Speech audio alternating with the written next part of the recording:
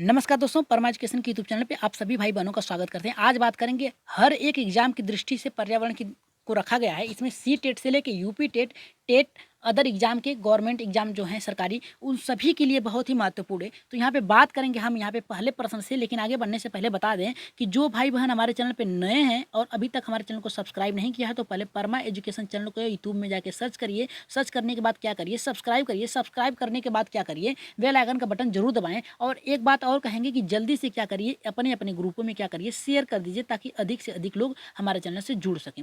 चलिए शुरू करते हैं यहाँ पे अपने पहले प्रश्न से। टॉप 20 प्रश्न है, याद रखिएगा टॉप 20 प्रश्न है और आप लोगों का यहाँ पे टारगेट रहेगा 16 प्लस रहेगा। जितने लोग भी 16 प्लस कर ले रहे हैं समझिए उनकी तैयारी बहुत ही अच्छे से चल रही है। यहाँ पे बात करेंगे पहले प्रश्न से, पर्यावरण के प्रमुख कारकों में निम्नलिखित में से कौन सा कारक सम्मिलित है। यहाँ पे देखिए कौन सा कारक सम्मिलित की बात किया है, जलवायु है, भौगोलिक स्थिति है, यहाँ पे वनस्पति है या फिर उपयुक्त सभी है। देखिए पर्यावरण के अंतर्गत क्या आता है, हमारे चारों तरफ उपस्थित, ठीक है, उपस्थित या हमारे चारों ओर स्थित जो जितने भी घटक हैं, ठीक है, चाहे वो निर्जीव हो चाहे सजीव हो, वो सभी पर्यावरण के कारक हैं। तो इसमें बात किया है कि क्या सम्मिलित हैं, तो यहाँ पे जलवायु है, भौगोलिक स्थिति है, वनस्पति या फिर उपयुक्त सभी। देखिए जलवायु जो होता है मौसम के अनुसार होता है, किस जगह पे कैसी मौसम हो रही है, और ये भी पर्यावरण का एक बहुत ही प्रमुख स्रोत है। और वो यहाँ पे भौगोलिक स्थिति यानी जहाँ पे आप रहें उसकी बनावट कैसी है, ठीक है, पहाड़ी एरिया है या फिर समतल एरिया है, और वनस्पति या ऑक्सीजन की कितनी मात्रा है, तो ये तीनों ही बहुत ही उपयुक्त है। तो राइट आंसर जो जाएगा हमारे यहाँ पे चौथे के साथ जाएगा। चलिए आगे बढ़ते हैं अपने यहाँ पे दूसरे प्रश्न पे, देख लेते हैं दूसरा प्रश्न हमारे यहाँ पे क्या कह रहा है।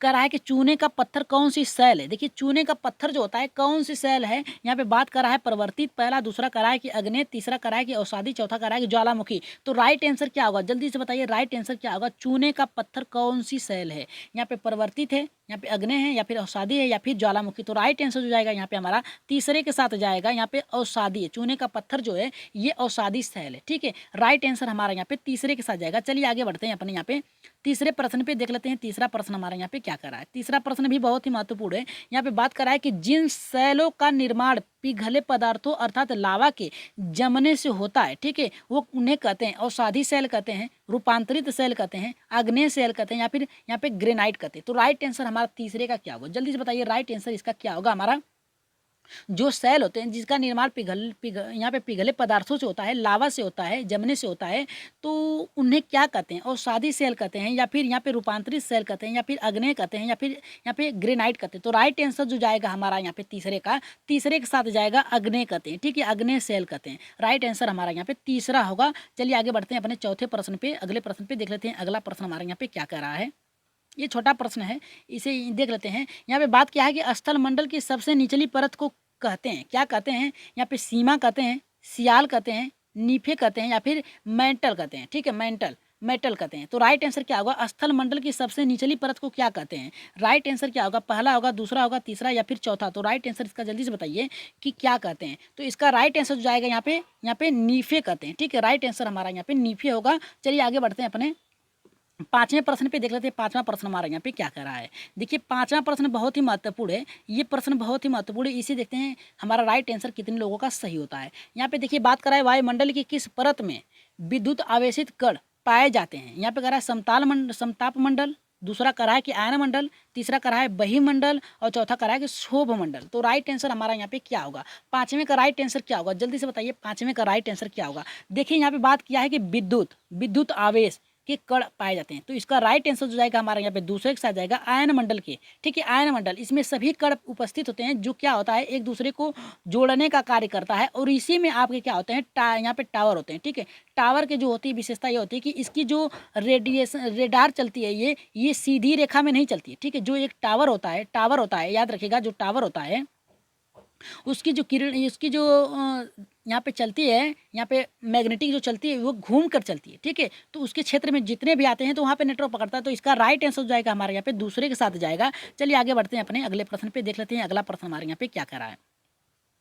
देखिए अगला प्रश्न ये कर रहा है हमारा कि यहाँ पे करा है कि वायुमंडल की कौन सी गैस सूर्य की परावैंगनिक किरणों को सोखती है, ऑक्सीजन, ओजोन, नियोन या फिर हाइड्रोजन। तो राइट आंसर हमारा क्या होगा, जल्दी से बताइए कि कौन सी। देखिए सूर्य की परावैंगनिक किरण जो होती है, यानी जो सूर्य का प्रकाश है उससे जो किरण निकलती है, तो पहले किस क्षेत्र में पड़ती है, कौन से ओजोन में पड़ती है, कौन से हमारे वायुमंडल में पड़ती है। तो राइट आंसर इसका क्या होगा, तो इसका राइट आंसर जो जाएगा हमारा यहाँ पे दूसरे के साथ जाएगा ओजोन। ठीक है, ओजोन परत क्या होती है, सूर्य से आने वाली पराबैंगनी किरणों को क्या करती है, सोख लेती है। ठीक है, सोख लेती है और उसे क्या करती है, परावर्तित कर देती है। ठीक है, तो कुछ कण जो बचते हैं क्षण के हमारे यहाँ पर आती हैं धरती पे और वही हमारे शरीर के ऊपर पड़ती है। अगर यही ओजोन परत की छिद्र जो है अगर बढ़ने लगे तो सीधे सीधे आपकी त्वचा में पड़ेंगे और वही आपका क्या होता है, वही त्वचा रोग से संबंधित होता है। तो राइट आंसर हमारा यहाँ पे बी के साथ गया था।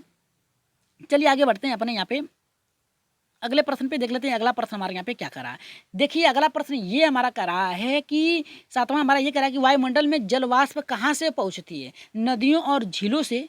ठीक है, नदियों और झीलों से पहुँचती है या फिर बर्फ से पड़ती है, पर्यावरण से पहुँचती है या फिर स्थल मंडल से पहुँचती है। तो राइट आंसर सातवें का क्या होगा, जल्दी से बताइए। सातवां का प्रश्न है तो सातवें का राइट आंसर क्या होगा, वायुमंडल में जलवाष्प जो होती है कहाँ से पहुँचती है, नदियों और झीलों से, बर्फ से या फिर पर्यावरण से या फिर स्थल मंडल। देखिए पर्यावरण से तात्पर्य ये है कि इसमें उपस्थित सभी सम्मिलित जो हैं उनसे। तो यहाँ पे बात क्या है कि जलवाष्प की बात किया है, तो जलवाष्प अधिकतर हमारे नदियों और झीलों से होता है, समुद्रों से होता है। तो राइट आंसर जो जाएगा यहाँ पे हमारा पहले के साथ जाएगा। आगे बढ़ते हैं आठवें प्रश्न पे, देख लेते हैं आठवां प्रश्न हमारा यहाँ पे क्या कर रहा है। देखिए आठवां प्रश्न बहुत ही महत्वपूर्ण है, इसे कोई भी छोड़िएगा मत और लास्ट तक बने रहिए। देखिए इसमें यह करा है कि प्रकृति में ऊर्जा का स्रोत है। देखिए स्रोत है प्रकृति में कोयला का, प्रकृति में ऊर्जा का स्रोत क्या है, कोयला है या फिर पेट्रोलियम है, सौर ऊर्जा है या फिर आणविक ऊर्जा है। तो राइट आंसर इसका क्या होगा, जल्दी से बताइए इसका राइट आंसर क्या होगा। देखिए प्रकृति की बात किया है तो प्रकृति से बात हमारा यहाँ पे सौर ऊर्जा से हो जाएगा। ठीक है, जैसे सोलर पैनल आप अपने छतों पे लगाते हैं और क्या करते हैं, सूर्य का प्रकाश सीधे सीधे इस पैनल पे पड़ता है तो यहाँ पे क्या होता है, ये हीट होता है। हीट होने के बाद क्या करता है, नीचे इसकी थर्मल लगा रहता है, थर्मल केबल लगाता है। जो हीट होता है, हीट होकर क्या करता है, विद्युत ऊर्जा में उसे परिवर्तित कर देता है और स्टेबलाइजर में जाके आपके क्या करता है, विद्युत को प्रवाहित कर देता है। तो राइट आंसर जो गया था हमारा यहाँ पे तीसरे के साथ गया था। चलिए आगे बढ़ते हैं नौवें प्रश्न पे, देख लेते हैं नौवां प्रश्न हमारा यहाँ पे क्या कह रहा है। देखिए नवा प्रश्न थोड़ा कठिन है, इसे देखिएगा। कह रहा है कि निम्नलिखित में से कौन सा तत्व पौधे के विकास पर प्रभाव डालता है, कौन सा तत्व है जो पौधे के विकास पर प्रभाव डालता है। आपका जो ये पौधा है, याद रखिएगा, ये जो पौधा है और इसके विकास में, इसकी वृद्धि में क्या करता है, प्रभाव डालता है। ठीक है, सीधे सीधे प्रभाव डालता है। तो कौन है, यहाँ पे पहला करा है कि मृदा में मौजूद रासायनिक पदार्थ, तो दूसरा करा है कि हाम्यूस और तीसरा करा है कि सौर ऊर्जा, चौथा करा है कि उपयुक्त सभी। तो राइट आंसर हमारा यहाँ पे क्या होगा, देखिए राइट आंसर हमारा यहाँ पे नौवें का क्या होगा, जल्दी से बताइए नौवें का राइट आंसर क्या होगा। देखिए नौवें का जो राइट आंसर जाएगा हमारा यहाँ पे चौथे के साथ जाएगा। एक वृक्ष है, ठीक है, एक वृक्ष है, इस पे क्या होता है, मौजूद यहाँ पे मृदा में मौजूद रासायनिक, जो आपकी जो धरती है उसमें जो रासायनिक क्रियाएं हैं, ठीक है, पदार्थ हैं, वो भी इसको प्रभाव बहुत डालता है। अगर बंजर जमीन है तो वहाँ पे पौधों का विकास उचित मात्रा में नहीं होगा। हार्मोन्स यानी वृद्धि करने की जो इसकी शक्ति होती है उसकी बात क्या, सौर ऊर्जा। ठीक है, यानी कौन सा क्षेत्र है वहाँ पे बर्फीला है या फिर सूर्य प्रकाश पहुँच पाता है कि नहीं, विटामिन डी वहाँ पे मिल रही है कि नहीं, पौधे जो पत्तियां होती हैं वो सर्जन कर रही हैं कि नहीं प्रकाश संश्लेषण का, ये भी महत्वपूर्ण है। तो यहाँ पे राइट आंसर जो जाएगा यहाँ पे हमारा चौथे के साथ जाएगा। आगे बढ़ते हैं अपने यहाँ पे 10वें प्रश्न पे, देख लेते हैं 10वां प्रश्न हमारे यहाँ पे क्या कर रहा है। देखिए 10वां प्रश्न बहुत ही कठिन है, ठीक है, क्योंकि इसे नोट बनाते चलिए। यहाँ पे देखिए अगर दिमाग लगाएंगे और पढ़े होंगे तो जल्दी से इसका आंसर दे सकते हैं। यहाँ पे देखिए कह रहा है कि पृथ्वी, यहाँ पे देखिए बात किया है कि पृथ्वी पर कितने कैलोरी ऊर्जा प्रति वर्ग सेमी प्रति मिनट प्राप्त की जा सकती है। देखिए यहाँ पे बात किया है कितने कैलोरी, सौर ऊर्जा बात कर रहा है। यहाँ पे जो सौर से किरण आती है, ठीक है, उसकी ऊर्जा जो आती है, विटामिन डी आती है, हमारे शरीर पे पहुँचती है। या फिर बात किया है कि वर्ग सेमी, ठीक है, कितनी होती है, 1.94 ग्राम होती है। दूसरा करा है कि 1.94 होती है, दूसरा करा है कि 2.94 या तीसरा का चौथा करा है कि 9.14। तो इसका राइट आंसर हमारा क्या होगा, जल्दी से बताइए 10वें का राइट आंसर क्या होगा। तो जो राइट आंसर जाएगा हमारा यहाँ पे पहले के साथ जाएगा। इसे नोट कर लीजिएगा कि पृथ्वी पर कितनी कैलोरी ऊर्जा प्रति वर्ग में मिलता है, तो 1.94 ग्राम कैलोरी मिलता है। ठीक है, तो राइट आंसर हमारा यहाँ पे पहले के साथ जाएगा। इसे आप लोग स्क्रीनशॉट ले लीजिए। अब आगे बढ़ते हैं अपने 11वें प्रश्न पे, देख लेते हैं 11वां प्रश्न हमारा यहाँ पे क्या कर रहा है। देखिए 11वां प्रश्न बहुत ही महत्वपूर्ण है। यहाँ पे बात कर रहा है कि जून 1972 में विश्व पर्यावरण सम्मेलन का आयोजन कहाँ हुआ था। यहाँ पे कह रहा है 1972 में विश्व पर्यावरण सम्मेलन का आयोजन कहाँ हुआ था। इस अगले क्लास में हमने करा दिया था। आप वहाँ पे जाके प्ले स्टोर में, ठीक है, प्ले स्टोर में आप जाके क्या करिए, वहाँ से आप वीडियो को देख सकते हैं। वहाँ पे आप लोगों को क्लास कराया जा चुका है इसका। तो यहाँ पे बताइए कि जून 1972 में पर्यावरण सम्मेलन कब आयोजित किया, कहाँ आयोजित किया गया था, जेनेवा में, रियो डी जेनेवा में। और यहाँ पे करा है कि तीसरा करा है स्टॉकहोम में, चौथा करा है कि लंदन में। तो राइट आंसर हमारा क्या होगा, जल्दी से बताइए राइट आंसर क्या होगा। देखिए यहाँ पे बात किया है कि 1972 में जो हमारा यहाँ पे पर्यावरण विश्व पर्यावरण सम्मेलन हुआ था, ये हमारा स्टॉकहोम में हुआ था। ये स्टॉकहोम सम्मेलन के नाम से जाना जाता है। विश्व पर्यावरण सम्मेलन को जो हुआ था, आयोजन हुआ था, उसे स्टॉकहोम के नाम से भी जाना जाता है। तो राइट आंसर जाएगा हमारा यहाँ पे तीसरे के साथ जाएगा। जेनेवा नहीं होगा, रियो डी जेनेरो नहीं होगा और लंदन में भी नहीं होगा। तो राइट आंसर हो जाएगा हमारा यहाँ पे तीसरे के साथ जाएगा। आगे बढ़ते हैं अपने यहाँ पे 12वें प्रश्न पे, देख लेते हैं 12वां प्रश्न हमारा यहाँ पे क्या कह रहा है। देखिए 12वां प्रश्न ये करा है कि पर्यावरण अध्ययन की विषय वस्तु में सम्मिलित नहीं है। देखिए पर्यावरण जो विषय वस्तु है अध्ययन में, उसमें क्या सम्मिलित नहीं है, राजनीतिक संरक्षण, दूसरा करा है मृदा संरक्षण, तीसरा करा है जल संरक्षण, चौथा करा है कि यहाँ पे वन संरक्षण। तो इसका राइट आंसर क्या होगा, जल्दी से बताइए इसका राइट आंसर हमारा क्या होगा। पहला सही होगा, दूसरा सही होगा, तीसरा होगा या फिर चौथा होगा, इसका राइट आंसर क्या होगा, जल्दी से बताइए राइट आंसर क्या होगा। पर्यावरण अध्ययन विषय वस्तु में क्या सम्मिलित नहीं है, तो इसका जो राइट आंसर होगा हमारा यहाँ पे पहले के साथ जाएगा। देखिए पर्यावरण की बात किया जाए तो मृदा से भी होगा, और अगर पर्यावरण से बात किया जाए तो जल संरक्षण से भी होगा। पर्यावरण की बात हो रही है तो पर्यावरण में जल की उपयोगिता बहुत ही है। और वन संरक्षण, यहाँ से आपको ऑक्सीजन मिल सकते हैं। यहाँ पे आपकी क्या होती है, आपकी जो दैनिक क्रियाएं, जो प्यास है वो बुझ सकती है, और आप जो घरेलू काम है उसका कर सकते हैं। लेकिन राजनीतिक जीवन का क्या है, आप यहाँ पे नेता से बनने से संबंधित है, तो इसे पर्यावरण से इसका कोई लेना देना नहीं है। तो राइट आंसर जो गया था हमारे यहाँ पे पहले के साथ गया था, याद रखिएगा पहले के साथ गया था। अब आगे बढ़ते हैं 13वें प्रश्न पे, देख लेते हैं 13वां प्रश्न हमारा यहाँ पे क्या कह रहा है। देखिए 13वां प्रश्न बहुत ही महत्वपूर्ण है। ये देखिए कह रहा है कि यहाँ स्टार्च एक प्रकार का है, स्टार्च क्या है। तो पहला करा है कि कार्बोहाइड्रेट है, दूसरा करा है कि वसा है, तीसरा करा है प्रोटीन है, चौथा करा है कि विटामिन है। तो राइट आंसर इसका क्या होगा, जल्दी से बताइए इसका राइट आंसर क्या होगा। स्टार्च, यहाँ पे देखिए स्टार्च एक प्रकार है, किसका प्रकार है, कार्बोहाइड्रेट का, वसा का, प्रोटीन का, विटामिन का। तो राइट आंसर क्या होगा, जल्दी से बताइए कि राइट आंसर क्या होगा। इसका राइट आंसर जो जाएगा हम यहाँ पे हमारा पहले के साथ जाएगा, कार्बोहाइड्रेट है। ठीक है, स्टार्च जो है कार्बोहाइड्रेट है। ठीक है, तो राइट आंसर हमारे यहाँ पे पहले के साथ गया था। चलिए आगे बढ़ते हैं अपने अगले प्रश्न पे, देख लेते हैं अगला प्रश्न हमारे यहाँ पे क्या करा है। देखिए अगला प्रश्न हमारा 14वां है, इसे देखते हैं कितने लोगों का सही होता है। देखिए यहाँ पे बात करा है टासले एक जाने माने क्या है, पारिस्थितिकी विद हैं, दूसरा करा है भूवैज्ञानिक है, तीसरा करा है कि यहाँ पे जीव भूगोलवेत्ता है, और यहाँ पे चौथा करा है प्राणी वैज्ञानिक है। तो राइट आंसर 14 का क्या होगा। देखिए यहाँ पे बात क्या है, पर्यावरण की चल रही है, तो पर्यावरण के अंतर्गत हमारा यहाँ पे पारिस्थितिकी विद से है। ठीक है, तो राइट आंसर जो टासले हैं ये हमारा ये पहले से होंगे, पारिस्थितिकी विधि से होंगे, भूवैज्ञानिक से नहीं होंगे। जैव यानी जैव होगा, यहाँ पे जैव भूगोलवेत्ता नहीं है और प्राणी वैज्ञानिक नहीं है। तो इसका राइट आंसर जो जाएगा हमारे यहाँ पे पहले के साथ जाएगा। चलिए आगे बढ़ते हैं अपने 15वें प्रश्न पे, देख लेते हैं 15वां प्रश्न कितने लोगों का सही होता है। ये बहुत ही महत्वपूर्ण प्रश्न है। देखते हैं पर्यावरण अध्ययन की प्रकृति। देखिए पर्यावरण अध्ययन की प्रकृति क्या है, एकल अनुशासनिक, दूसरा करा है द्वि अनुशासनिक, तीसरा करा है कि संकुचित, चौथा करा है कि बहु अनुशासिक।